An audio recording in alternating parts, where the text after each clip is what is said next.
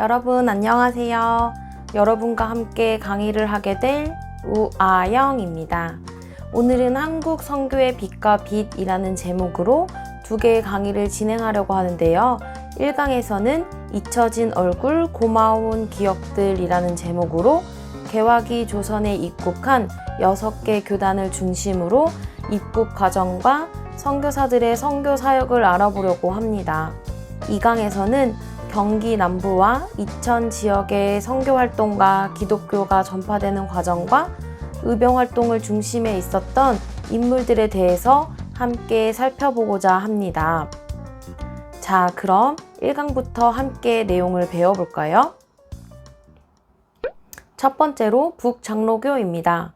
조선에 가장 먼저 들어와 선교를 시작한 교단은 미국 북장로교 선교부입니다. 북장로교의 첫 선교사는 알렌입니다. 알렌은 조선의 첫 선교사로 의사 자격을 취득하고 의료 선교사로 지원하여 1884년에 조선 한국땅에 밟게 되는데 2개월간 선교사라는 신분을 숨기고 미국, 영국, 중국 및 일본 영사관에 공의로 봉사했습니다. 그러던 중 이모곤란에서 크게 다친 민영익을 성공적으로 치료하여 이것으로 고종의 어이가 되었고 이 일로 광해원이라는 병원 설립을 허가받게 되었습니다. 이후부터 많은 선교사들이 조선으로 들어오는데 큰 도움을 주게 되었고 안수를 받은 목사 선교사로 한국에 처음 발을 디딘 사람은 언더우드입니다. 북장로교회는 언더우드를 한국 선교사로 공식 임명했고 25세의 젊은 선교사 언더우드는 제물포에 도착했습니다. 언더우드의 뒤를 이어 의료 선교사인 헤론, 간호사인 앤니 앨러스, 언더우드의 아내가 된 릴리아스 호톤 등이 입국하여 간접 선교사로 적극적인 활동을 하게 되었고 이후에도 북장로교는 많은 선교사들이 한국 선교를 주도해 나갔습니다.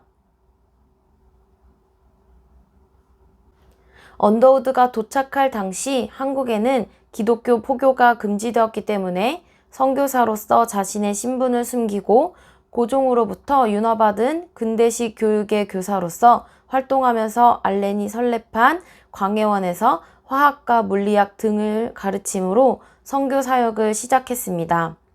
그 이후 언더우드는 정부의 허가를 얻어 작은 집을 마련하여 고아들을 모아 고아원인 언더우드 학당을 시작하게 되었고 1902년 예수교 중학교가 되었고 1905년 경신학교가 되었습니다. 언더우드는 교육을 확장하여 기독교 대학을 설립하려고 노력했고 그 결과 오늘의 연세대학교를 설립하게 되었습니다.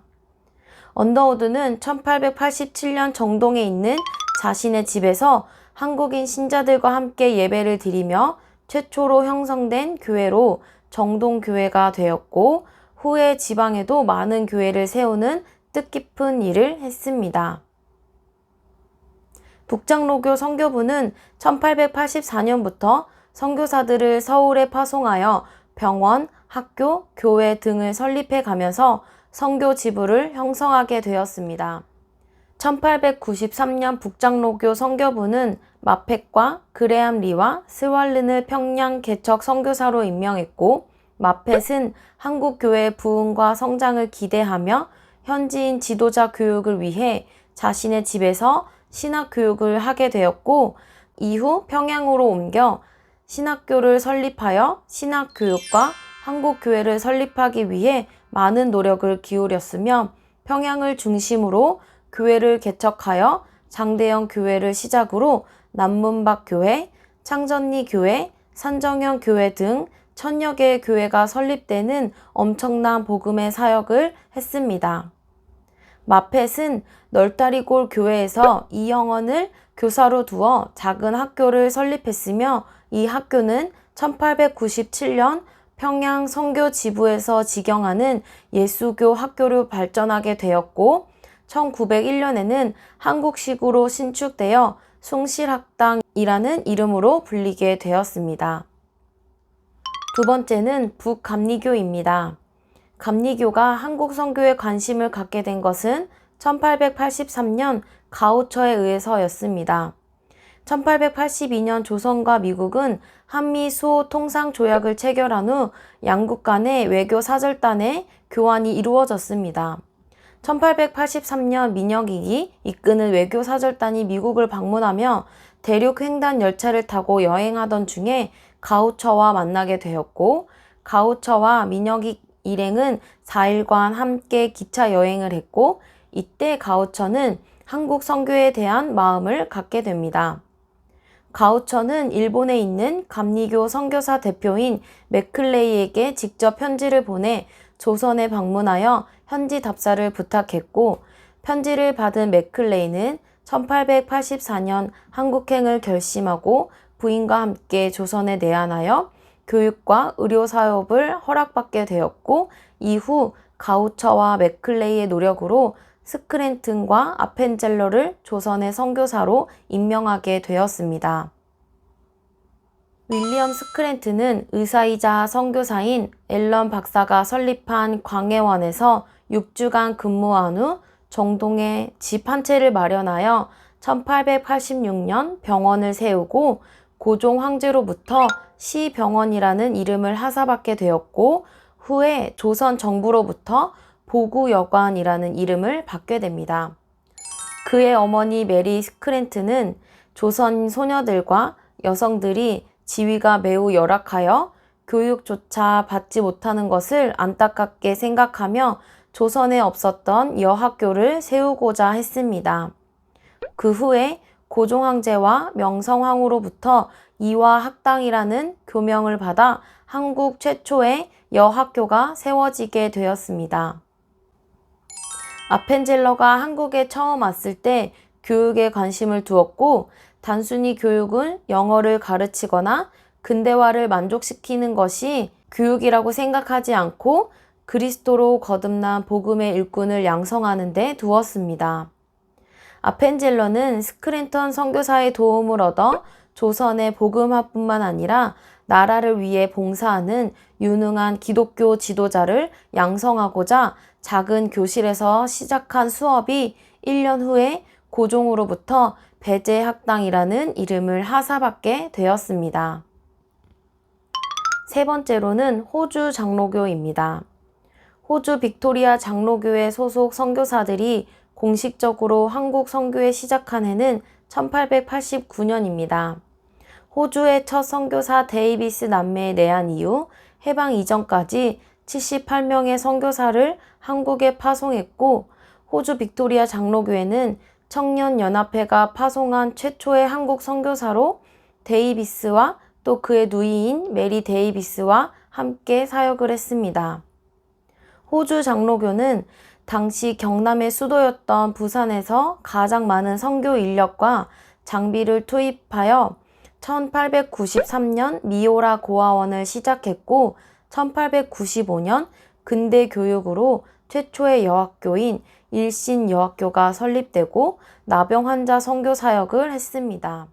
1903년 진주의 제2의 선교지부로 경남지방 최초의 선교병원인 배돈병원이 세워지게 되었으며, 경남지방의 유일한 선교병원으로 의료 선교사역이 이 지역에서 큰 영향을 주었고, 1909년 마산에 제3의 선교지부로 1909년 창신학교와 1911년에 의신여학교가 각각 설립되었습니다.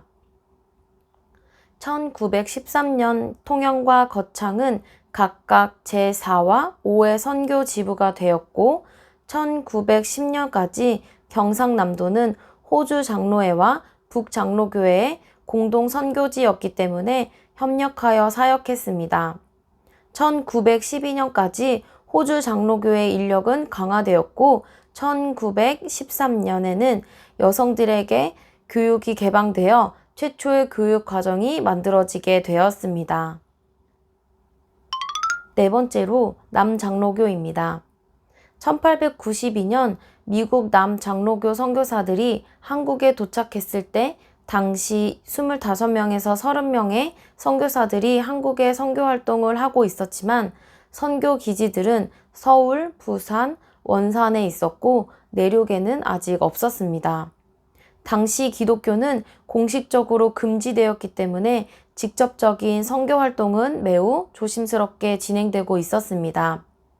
북장로교 선교사인 언더우드가 건강이 악화되면서 미국에서 아내와 안식년을 가지게 되고 한국을 소개하고 선교사 모집 활동이 계속되었고, 언더우드 선교사의 헌신적인 노력과 열정으로 미국 남장로 교회에서는 7명의 파송 선교사가 한국에 오게 되었습니다. 7명의 선교사 중 1892년에 가장 먼저 인천 제물포를 통해 한국에 도착한 선교사는 데이비스였습니다.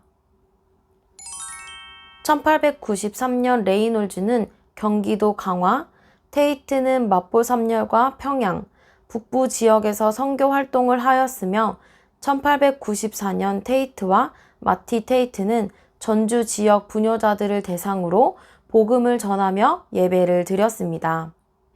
1897년 남장로교 최초 의료 선교사인 잉골드가 전주로 입국하여 1898년 호남 지역 최초의 의료기관인 전주예수병원을 설립하였습니다.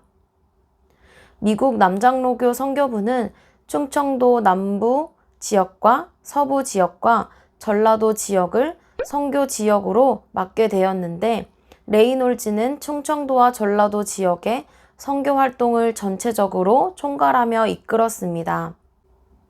1894년 의사인 두루 선교사가 한국에 왔는데, 레이놀즈와 두루는 6주간 호남 지역을 구석구석 다니며 선교의 중장기적인 정책과 계획을 세웠고, 이것으로 추후 미국 남장로교회 호남 선교의 핵심이 축이되어 전주, 군산, 목포, 광주, 순천 등으로 선교지가 확장하게 되면서 복음 전도와 의료 선교와 교육 선교를 감당하였습니다. 남장로교 선교사 중 최초 순교자인 유진벨 선교사를 기념하여 세운 목포 최초 교회가 로티 위더스푼벨 기념교회로 1897년 선교사들과 신도들이 천막을 치고 예배를 드린 것이 시초가 되어 교인들의 노력으로 세워진 교회입니다. 남장로교 선교사들이 호남 지역에 세운 기독교 학교들은 학교의 설립 목적대로 복음이 확산되는 통로로 계속 사용되었고, 보통과만 있던 학교들이 졸업생들을 계속 공부시켜야 했기에 고등과정을 추가하여 계속적으로 학교의 확장과 발전을 진행하였습니다. 교육 선교의 시작으로 학생의 수가 증가하면서 벨 선교사의 집에서 직원들의 자녀를 가르치던 것이 발전하면서 숭일학교와 수피아 여학교가 개교하게 되었고, 남장로교 한국선교부에서 기독교 학교를 통해 여성 교육과 아동 교육에 힘쓰며 사역을 이어나갔습니다. 다음은 남감리교입니다. 남감리교 선교의 시작은 개화파 지도자인 윤치호가 중국 상해에서 세례를 받고 최초 남감리교인이 되면서부터 시작되었습니다. 남감리교가 서울에서 선교 지부를 마련했고, 리드 선교사는 1897년 고양읍에서 첫 예배를 드리기 시작하면서 교회가 시작되었습니다. 남감리교의 최초 여자 선교사인 캠벨 부인은 1897년에 내한 후에 리드 선교사 주택에 머물면서 여성 선교 사업을 시작하였고, 2달 후인 남감리교 한국선교회 연회에서는 여학교로 여선교부 사업을 시작하겠다는 계획을 밝히면서 서울과 고양읍 2곳에서 학교를 시작하였습니다. 1898년 이항복의 집터로 선교지를 옮겨 본격적으로 여성 기숙학교를 육성하였는데, 후에 남감리교의 대표적인 여학교로는 배화학당으로 창설되었습니다. 처음 이름은 미국 사우스 캐롤라이나 어린이 헌금이 일부 쓰여졌기 때문에 캐롤라이나 학당이라고 했지만, 그 후에 배화학당이 되었고 교육 과정이 확대되었습니다. 캠벨 부인은 1900년 4월 15일 부활 주일을 시작으로 당시 배화학당 학생과 교사 외 외부의 사람들도 참석하면서 작골교회라는 이름으로 교실이나 선교사 사택에서 예배를 드리다가 벽돌을 쌓아 예배당을 건축하였습니다. 여성 중심의 학교 교회인 작골교회에 교인이 계속 증가하자 새 예배당을 마련하였고 교회를 옮겨가면서 종교교회라고 부르기 시작했습니다. 작골에서 도렴동으로 교회가 옮길 때 따라 나가지 않고 그대로 작골교회를 지켰던 교인들은 이후에 자수교 아래 자리를 잡으면서 자교교회라는 이름을 갖게 되었습니다. 캐나다 출신인 의료 선교사인 하디는 1898년에 남감리교에서 목사 안수를 받고 의료 선교사로 1899년에 개성에 남성병원을 설립하였고 하디는 한 곳에 정착하지 않고 지역을 옮기며 의료 사역을 감당하며 1900년대부터는 의료 활동보다는 전도 복음자로 활동하였습니다. 한국 선교 13년 차였던 하디는 선교 실적 부진으로 인해 실망감과 피로감에 지쳐있던 상태였는데 사경회를 인도하는 중 하디는 선교 실패와 부진의 원인이 밖에 있지 않고 성령의 인도와 능력을 따르지 않는 자신에게 있음을 깨닫고 회개하는 순간 성령의 충만함과 믿음의 확신이 생기게 되면서 자신의 죄를 참회하며 1903년 원상 부흥이 일어나게 되었고 후에는 평양 대부흥운동으로 이어지게 되었습니다.